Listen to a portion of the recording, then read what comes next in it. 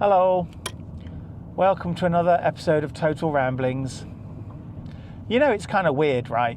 So I put up this review of the DJI multifunctional charging handle, and it got 312 views, which is a lot for me, and no new subscribers. And then yesterday I put up what I thought was possibly the most boring video I'd ever done, which was 29 minutes of basically me meandering around London.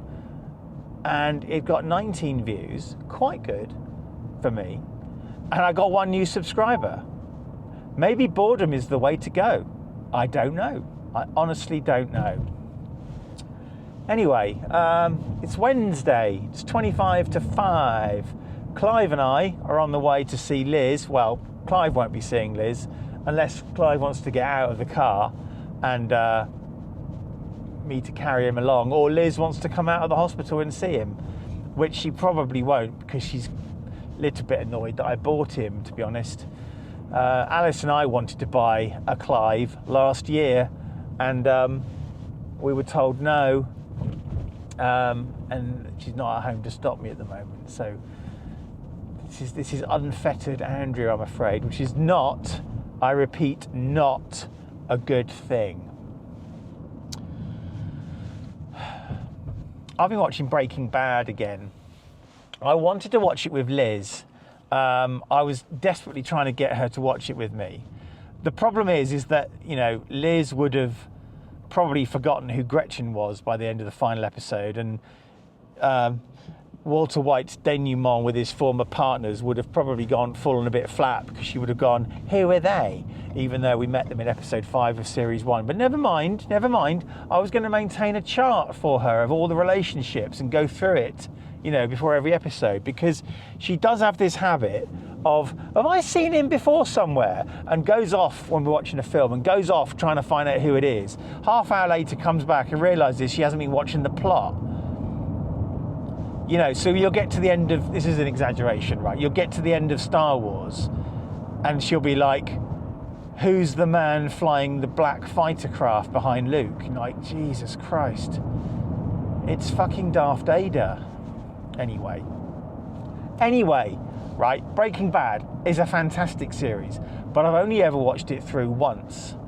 I really want to watch it through with Liz. Anyway, I've started watching it again. I'm now a couple of episodes into series 2. I'd forgotten how short series 1 was. It's only 8 episodes. But yeah, it's a masterful piece of work. Better Call Saul kind of dragged for me a little bit, and I still haven't watched the final 2 series, 5 and 6, but I do need to watch them. It was good, but I did a couple of seasons I was kind of wondering where was this going, you know? But I do need to catch up with that. Anyway, yeah, Breaking Bad. So I kind of see a bit of Walter White in myself, if I'm honest with you. I always said, years ago, back when I was a teenager, I always said that if I was diagnosed with some life-limiting disease, I would go on a crime spree, the likes of which you'd never known. I kind of meant more like a bank robber, you know, robbing banks and earning loads of money and stealing cars and stuff like that. Not manufacturing drugs, because drugs have never been my thing. And then later on in life, this is all way before Breaking Bad, I always thought, well, you see, knowing my luck, is they'd find a cure for whatever was ailing me, and I'd end up serving time in prison. Then, of course, you've got Walter White, right? He has a strained relationship with his mother. She's mentioned a few times in the series, but you never meet her. He's got a son with an illness. He's in a sort of, life's kind of fucked him over a little bit. I know in many respects I'm quite privileged because I buy lots of crap, but at the same time there are things in life that have fucked me over, and also we have a moustache, and we wear glasses, so you know I can kind of understand where the initial kind of thrill for Walter White sort of came from. But in terms of the monster he became, or rather the monster that was possibly always there, yeah, I don't think that's me, but who knows? Yeah, anyway, I'm watching it again, and it's utterly brilliant. They really kind of got lightning in a bottle with that series. I was also, when Liz was first in hospital, or back in January, February, I was watching lots of Mad Men, and I think I got to about series 4, possibly, when they're in their new swanky offices, it's a new company, and I got a little bit fed up with that after a while. I probably will go back to it. I might have been watching too much of it in one go, yeah, Don Draper's just an arsehole, in my opinion. And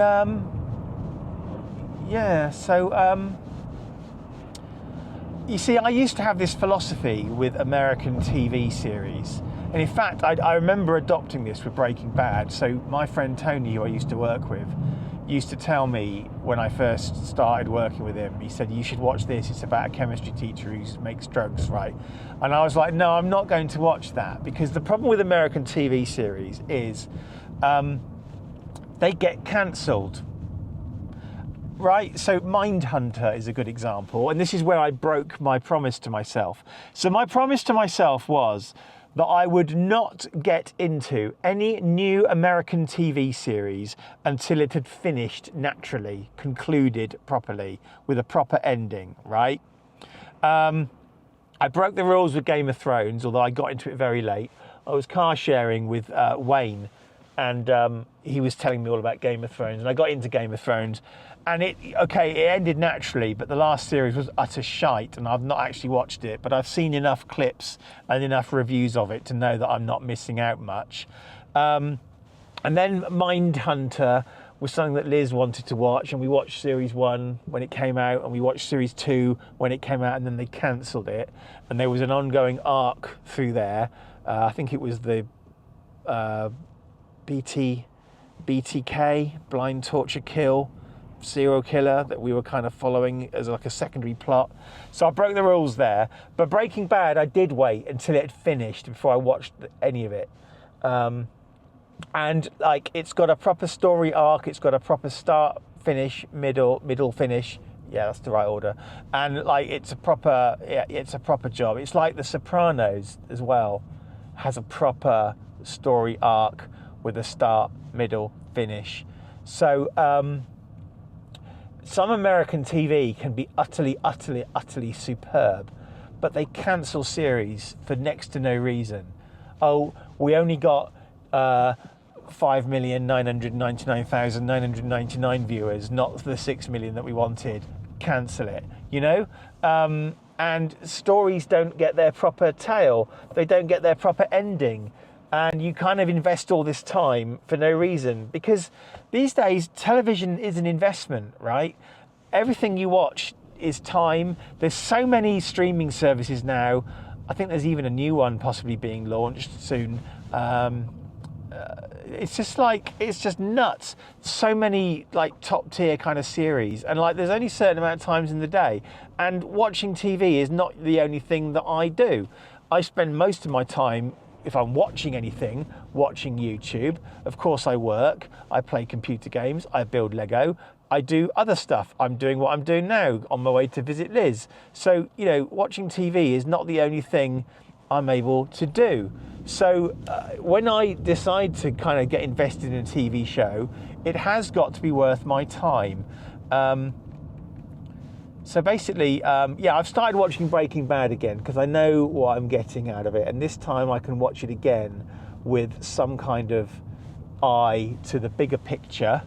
And I know how it's obviously all going to end. Haven't watched El Camino, which is the follow-up to film to Breaking Bad. Need to get a hold of a copy of that and watch that. Yes, I know I'm horribly out of date.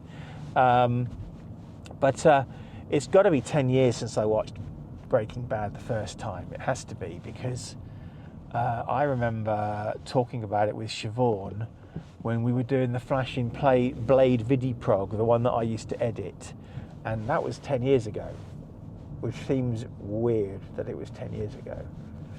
Anyway, yeah, so that's what I've been up to in my spare time.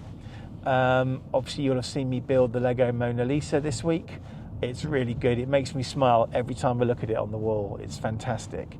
Tomorrow will be Lego Friday, and I've got one more Lego helmet to build, Star Wars, and then that's the end of all my Star Wars sets until I buy more, which I can't afford at the moment.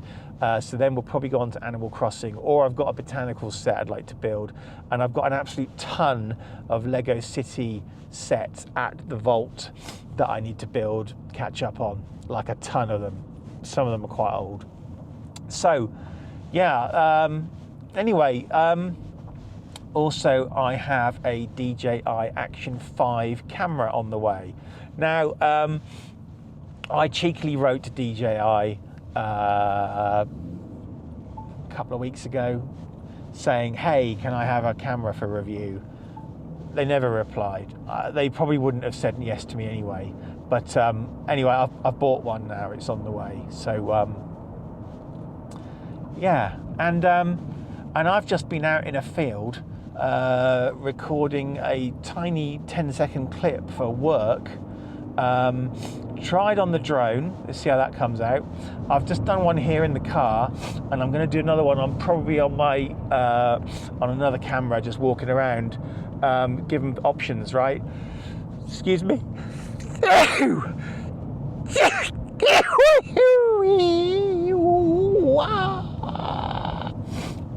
Yeah. So anyway, yesterday in London was quite good, but I came home knackered. Went to bed 9 o'clock at night, which is unusual for me, considering I'm normally like a 1 o'clock in the morning kind of person. Went to bed at 9 o'clock. Woke up to go to the toilet. Asked what time it was. It was 11:59. Not even midnight, but I was proper asleep, so that was good. Probably going to do some shopping on the way back from Liz tonight. Need some things to stock up on. And then I probably need to go to Food Warehouse, which is another kind of supermarket-y thing where you can only get certain things, but you can also get things in bulk to a degree and stock up more on lemonade and get some stuff for Anthony, who's with his grandma. And I've got a form to fill out for him. Brilliant, yay. So, I don't know where that info dump came from.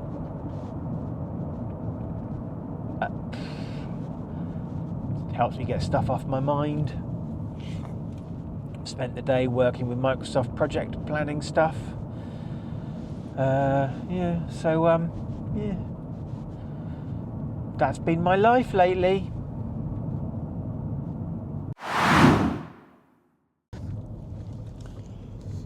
On the flip side of the coin, I'll tell you another character who resonates with me and always has done since I was 6 years old and taken by my mum to see this character, or rather to see a film that heavily featured this character. Now that is of course Luke Skywalker. He's a bit of a goody two-shoes, to be honest, but the whole not knowing his father thing really kind of resonated. I can't use another word. It really kind of hit home with me. There's another word, 2 words in fact. Because I used to have fantasies that my dad would come back from the dead, if you like. Not that he would be Darth Vader, obviously, but you know, Luke thought his dad was dead. I know my dad's dead, but you always have a thought that maybe one day they'll come back, see what you've done, either be horribly disappointed in what you've done or be very proud of you. And another character, or rather a film that really hit home with me, was The Truman Show. Now, I've since found out that there is as a name for this. I have gone through my entire life assuming that I'm being watched. I'll give you an example, right?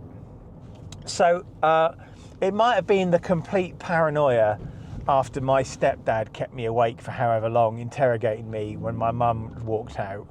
I was like totally fucked up, right? And anyway, what happened was I didn't have a job and I couldn't claim unemployment benefit, right?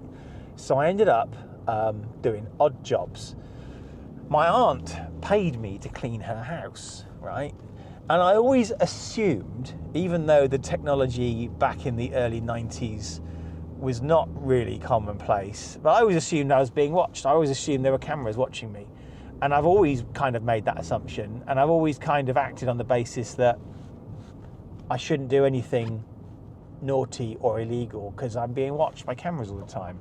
I've since, of course, made that a reality, right? My whole life is on display for you all, right? So this is the reality because I've always assumed that I'm being watched. And I can't really explain where else that paranoia kind of comes from. Maybe I've been watching too much telly. There was a film, not the Blake Seven episode, but there was a film called Death Watch, where this guy had a camera implanted in his eye, or one of his eyes was a camera. Anyway, and he was kind of sent like undercover to basically do a documentary, sort of film this woman who was dying. That's the only other thing I can think of. So basically, anyway, the Truman Show, right? His whole life is fake. Everything's manipulated. Everybody around him is an actor. He's being watched constantly. He's being influenced, made to do things. All the events in his life are fake. All the buildings and stuff are like film sets and things. And that film really fucking did a number on me. It really did.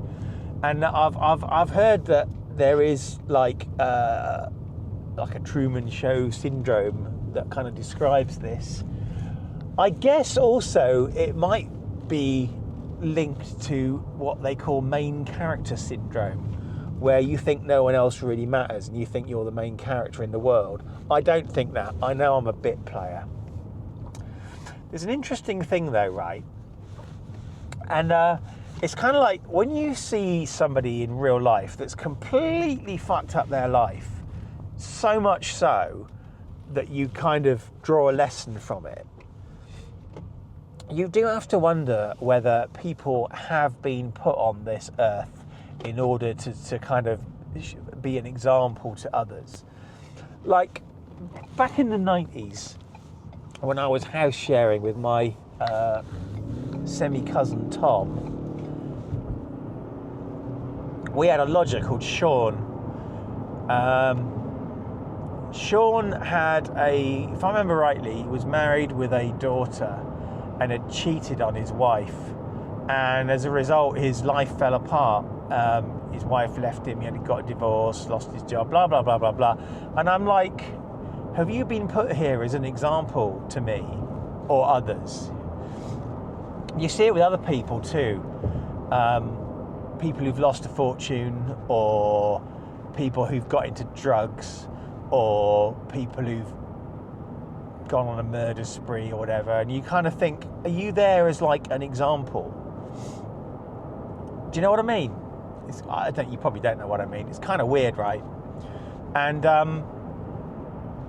it's like, but you see, then here's another thing that I often think about, right? There is a theory. It's just a theory. I'm not sort of serious about this theory. There is a theory that there are no individual people, right? That we're all one person, and that essentially it's like if you're watching this, you are me and I am you. And at some point, either you are going to be me, or you've already been me, and I'm going to be you, or I've already been you. And like this single consciousness is constantly being born, living a life, dying, and then being born, living a life, dying, which basically means that, you know, I could be President Trump, I could be Ted Bundy, I could be anybody really. It's like you never remember. There's this theory that basically there's this one person constantly reliving. Right, and if I ever see something stupid, I think to myself, Christ, I'm going to be that person one day, or I have been that person one day. It's a theory, it's a stupid one, but it does kind of make me wonder sometimes. Wow, that's a Bentley just gone by. Lovely. Very smooth on the suspension it was. Probably coming home from playing golf, whoever the driver is. Undoubtedly a man. I don't think women drive Bentleys. Not saying they can't, and I'm not being sexist about it. I just don't think it's their sort of car they would want to buy. I could be wrong. If you're a woman and you own a Bentley, or you drive a Bentley, or you'd like a Bentley, please let me know. Answers on a postcard to the usual address. By the way, you can email me if you want. My email is AJS, which is my initials, AJS at blah blah blah with an H, BLAH, blah blah blah.co.uk. That's my email address. If you want to write to me to either compliment me or complain about total ramblings and all the utter shite that comes out of my mouth, you can email me. You can send me feedback. You can ask me questions. Now, I know for a fact that nobody will actually do this, but if you do, please head your email Total Ramblings. And I promise you, I'll look at it and I'll read it out. No matter what it says, I'll read it out. I will read it out. I will read it out. Now, if you send me War and Peace, that's going to take a while. Let's limit it to, a few paragraphs, right? Let's not be unreasonable here. But I will read it out. No matter what you send me, I will read it out. All right? There you go. I can't say fairer than that, can I? Well, I can say fairer than that because I just said the words fairer than that. Yeah, anyway, the Truman Show. Yeah. He had a pretty mundane life. I just wonder sometimes. It's like, I've previously on this channel expressed the red hatchback theory. Maybe, I get delayed on journeys by red hatchbacks, not because it's a computer loading simulation, but because the set isn't ready yet. Who knows? Yeah, so, are there any other characters that I've resonated with? Well, see, Star Wars, Han Solo, right? We used to play Star Wars in the playground at school, and I was absolutely chuffed to bits when they said I could be Han Solo. The guy's brilliant. But Fluke Skywalker was kind of deep down, kind of resonated with me. I perhaps didn't realise it at the time, but I'm not sure what my mum knew she was doing when she took me to see Star Wars. She'd already been to see it. If I remember rightly, on my 6th birthday, I was meant to go and see Star Wars, but it wasn't out yet, I seem to recall. I may have got all these things mixed up in my head. Anyway, we went to see Close Encounters of the Third Kind instead. My mum had already been to see Star Wars, and apparently she said, "Oh, Andrew's going to love this," and took me to see it. And I just remember asking questions throughout the whole film, like, who's that man in the black, what's going on, who's everybody, blah, blah, blah, blah, blah. But I remember it. It was, amazing. And a significant amount of my time, energy, effort, and money have been devoted to Star Wars over my life, as with many of my other interests and hobbies. So, of course, I side with the Empire, because it may be an evil, fascistic organisation that destroys planets just for a laugh, but at least they brought order and made the trains run on time, right? So, there you go. And Luke's dad was Darth Vader, as it turns out. Whereas, I don't think my dad's Darth Vader. I got to say, if Darth Vader came back, if Darth Vader was my dad and came to me and said, "Join me and we can rule the galaxy as father and son," fuck yes. Let's do it. I'm there with you all the way, buddy. Yep, let's do it. Because I fucking love Death Stars and Star Destroyers and Stormtroopers and TIE Fighters and all that stuff. It's 6 minutes to 7. Time for the weather. And yeah, of course I'm on the way home now. Well, I'm actually going to go shopping first because I need to get some supplies, and it was payday on Monday. So let's go to the shop, and then I got an evening of don't know what. By the way, if you're interested, and if you're still watching, I finished Star Wars Outlaws. 83 hours it took me. I did every single side quest I could find along the way.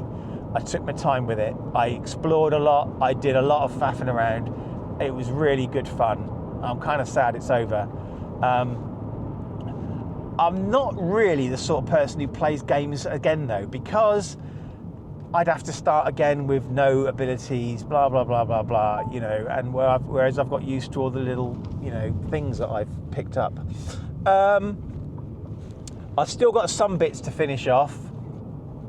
Obviously, I've also paid for the season pass and all that kind of thing. So there will be more stuff to do in it, but I might go in tonight and try and finish off some of the quests I couldn't manage to finish. Like, I've got intel chains that are unresolved that I still don't quite know what I'm supposed to do. So in the game, right, you unlock a piece of intel that says, hey, there's some treasure hidden, so-and-so. And, you know, then you might get a follow-up piece of information, or you might overhear a conversation, and then you slowly get that intel resolved, right? So one of my intel chains is I've got this robot, this droid, who's bored and wants a job of excitement and murder and violence, and that's all I know. And the intel chain says, hey, maybe the Hutts or the Pikes would like to take him on as a bit of extra security. Okay, who do I talk to? So I don't know. So could just go and do that, I suppose. Anyway, I really enjoyed Star Wars Outlaws. I thought it was really good. So, you know, again, if you haven't played it, play it. I think history. I read an article today that said history will be kind to Star Wars Outlaws, and I definitely agree. That's exactly how I feel. The problem with Star Wars is Star Wars fans, and I include myself in that, because I fucking hate the Disney sequel trilogy. It's awful. But I don't automatically hate everything. It's like these days something comes out and people are like hating on it before they've even really seen it, and things get review bombed and stuff like that. I'm not that kind of arsehole. I'm a different kind of arsehole. I'm your friendly neighbourhood arsehole, really.